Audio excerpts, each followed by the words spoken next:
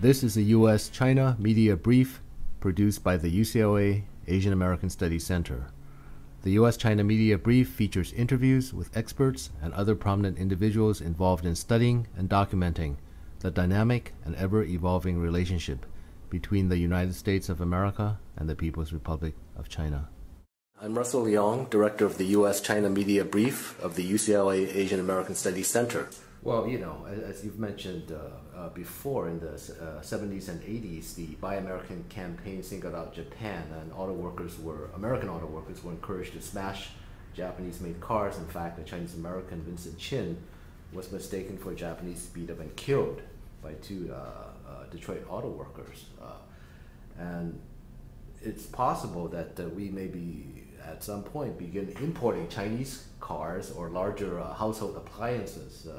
Do you think that same kind of bashing would occur of, say, Chinese cars?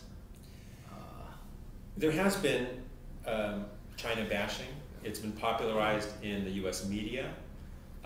It's been reflected in some of the trade policies and in some of the anti-China campaigns that we've seen in different parts of the country.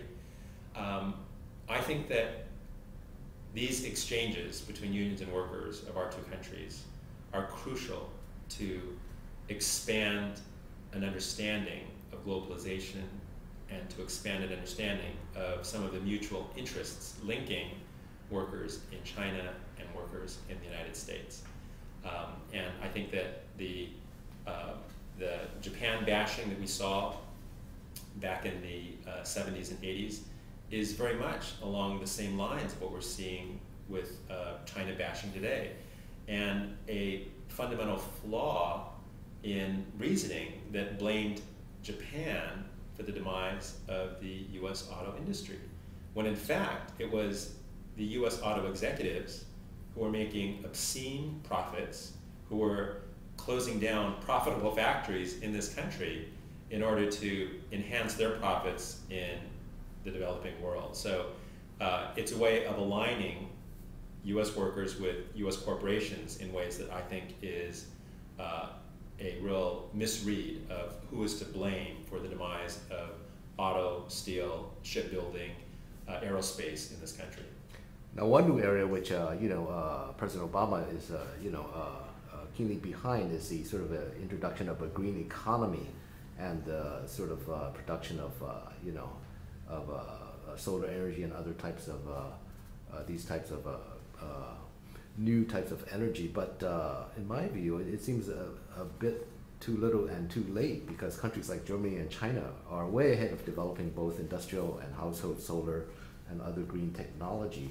And in fact, it may end up that the Chinese may actually be helping to green America, both their products for industrial and domestic consumption. Do you feel that this whole push toward a green economy is actually going to help U.S. workers?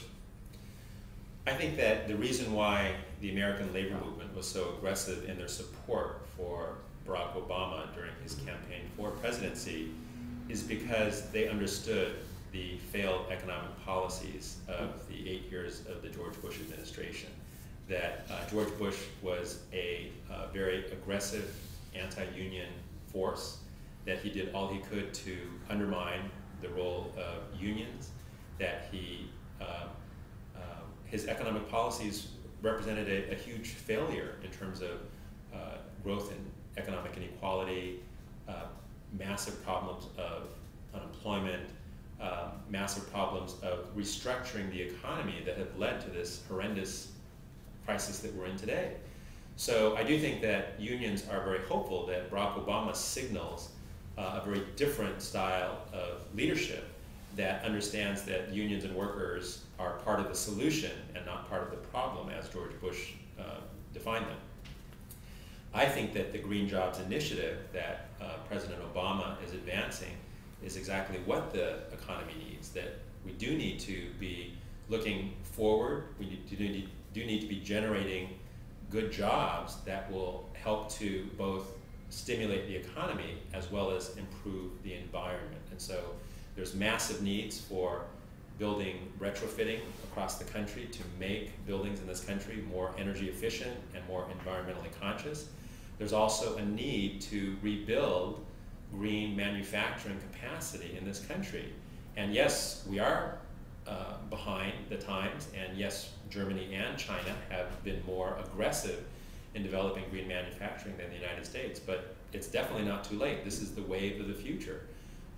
So as a matter of fact, next month I will be leading a delegation with key Los Angeles union leaders to Shanghai, specifically on a fact-finding delegation on green jobs in construction and manufacturing. And we'll be looking at how unions and workers in China are functioning in this new green economy. Now, if you had 15 minutes with President Obama, what advice would you give him on his upcoming China trip? Maybe you've talked to him already. I have not talked to President Obama, okay. But I'm very glad that he is going to China. I think that it'll be a very important opportunity for President Obama to strengthen and improve relations, communication, and dialogue with leaders of China.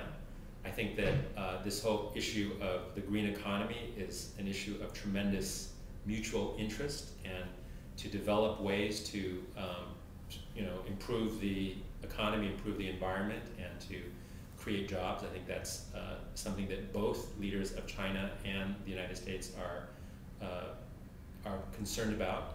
I do think that more exchange, dialogue, and communication on many fronts is a good thing. So government to government, university to university, union to union, cultural exchange, student exchange. I think these will all be beneficial to the work that both of us are concerned about. Through the work of the UCLA Labor Center, we hope to establish the very first high school teacher and student exchange program between Los Angeles and Shanghai.